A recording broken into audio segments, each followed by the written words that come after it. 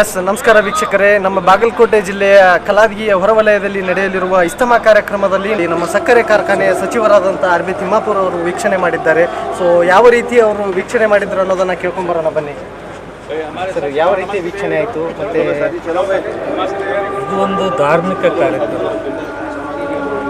ಇಲ್ಲಿ ಎಲ್ಲರೂ ತಮ್ಮ ಧರ್ಮದಲ್ಲಿರ್ತಕ್ಕಂಥ ಭಾವನೆಗಳನ್ನು ಅಲ್ಲನ ಪ್ರೇಯರ್ ಮಾಡೋದ್ರ ಮೂಲಕ ಜಗತ್ತಿಗೆ ಶಾಂತಿಯನ್ನು ಕೊಡ್ತಕ್ಕಂಥ ಈ ಸಲ ಬಹುಶಃ ನಿನ್ನೆ ಜಮ್ಮು ಕಾಶ್ಮೀರಲಾದಂಥ ಘಟನೆಗಳನ್ನು ಇಲ್ಲಿ ನೆರೆದಂಥ ಎಲ್ಲ ಮುಸ್ಲಿಂ ಬಾಂಧವರು ತೀವ್ರವಾಗಿ ಖಂಡನೆ ಮಾಡೋದ್ರ ಮೂಲಕ ಅದ್ರ ಜೊತೆಗೆ ಅವರ ಆತ್ಮಕ್ಕೆ ಶಾಂತಿ ಸಿಗಲಿ ಅಂತಕ್ಕಂಥ ಪ್ರೇಯರ್ ಮಾಡೋದ್ರ ಮೂಲಕ ನಾವು ಈ ದೇಶದ ಅವಿಭಾಜ್ಯಾಂಗ, ನಾವು ಈ ದೇಶದ ದೇಶಭಕ್ತರನ್ನು ತೋರಿಸ್ಕೊಟ್ಟಂಥ ಮುಸ್ಲಿಂ ಬಾಂಧವರಿಗೆ ನಾನು ವಿಶೇಷವಾಗಿ ಧನ್ಯವಾದಗಳು ಮೂಲಕ ದೇಶದಲ್ಲಿ ನಡ್ತಕ್ಕಂಥ ಜಮ್ಮು ಕಾಶ್ಮೀರದಲ್ಲಿರ್ತಕ್ಕಂಥ ಘಟನೆ ಎಲ್ಲರನ್ನೂ ನೋವು ಮಾಡಿದೆ.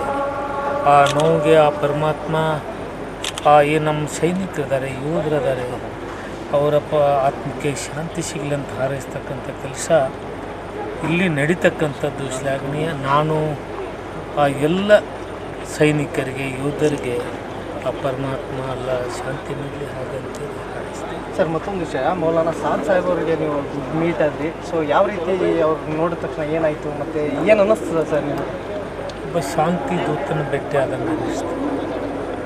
ಈ ವಿಶ್ವವೇ ಶಾಂತಿ ರೂಪದಲ್ಲಿರಬೇಕಂತಕ್ಕಂಥ ಭಾವನೆಯನ್ನು ವ್ಯಕ್ತಪಡಿಸಿದೆ. ಈ ಶಾಂತಿ ದೂತನ ಒಂದು ಸಂದೇಶ ಈ ನಾಡಿಗಿರಲಿ. ನಮ್ಮ ಹಿಂದೂ ಧರ್ಮದಕ್ಕಂಥ ಸಾಧು ಸತ್ಪುರುಷರ ಯಾವ ರೀತಿ ಈ ದೇಶದ ಶಾಂತಿಗಾಗಿ ಪ್ರೇಯರ್ ಮಾಡ್ತಾರೋ ಅದೇ ಪ್ರೇಯರನ್ನು ಇವತ್ತು ನಾನು ಇಲ್ಲಿ ಕಂಡಿದ್ದೀನಿ ಸರ್. ಅದೇ ರೀತಿ ಮತ್ತೊಂದು ವಿಶೇಷತೆ ಏನಂತಂದರೆ, ನೀವು ಟೋಪಿಯನ್ನು ಹಾಕ್ಕೊಂಡಿದ್ದೀರಿ. ಅದ್ರ ಹಿಂದಿರೋ ಒಂದು ರಹಸ್ಯ ಏನು? ಈ ಟೋಪಿ ಹಾಕ್ಕೊಳ್ಳೋದು ಇದು ನನ್ನ ಧಾರ್ಮಿಕ ನನ್ನ ಭಾವನೆ. ಅದು ನಾನು ಆ ರೀತಿ ಇರಬೇಕು, ಎಲ್ಲನೂ ಪ್ರೇಯರ್ ಮಾಡ್ತಕ್ಕಂಥದ್ದು, ಎಲ್ಲನ ಸಾನ್ನಿಧ್ಯದಲ್ಲಿರ್ತಕ್ಕಂಥ ಈ ಪ್ರಾರ್ಥನಾ ಸಭೆಗಳಲ್ಲಿರ್ತಕ್ಕಂಥ ರಿವಾಜ್ಗಳ ಜೊತೆ ನಾನು ಇರಬೇಕಂತಕ್ಕಂಥ ನನ್ನ ಅನಿಸಿಕೆ ಅಷ್ಟೇ, ನನ್ನ ಭಾವನೆ. ಒಟ್ಟಿನಲ್ಲಿ ಈ ಇಸ್ತಮಾ ಕಾರ್ಯಕ್ರಮದಲ್ಲಿ ಜಮ್ಮು ಕಾಶ್ಮೀರದಲ್ಲಿ ಒಂದು ಬಾಂಬ್ ಸ್ಫೋಟ ಏನಾಗಿದೆ ಅಲ್ಲ, ಆ ಹಿನ್ನೆಲೆಯಲ್ಲಿ ನಮ್ಮ ಯೋಧರ ಬಗ್ಗೆ ಒಂದು ದುವಾ ಕಾರ್ಯಕ್ರಮವನ್ನು ಮತ್ತು ಒಂದು ದುವಾ ಮಾಡ್ತೀವಿ ಅನ್ನುವಂಥ ಒಂದು ಮಾತನ್ನು ಹೇಳಿದ್ದಾರೆ ಅನ್ನೋದನ್ನು ಹೇಳಿದ್ದಾರೆ.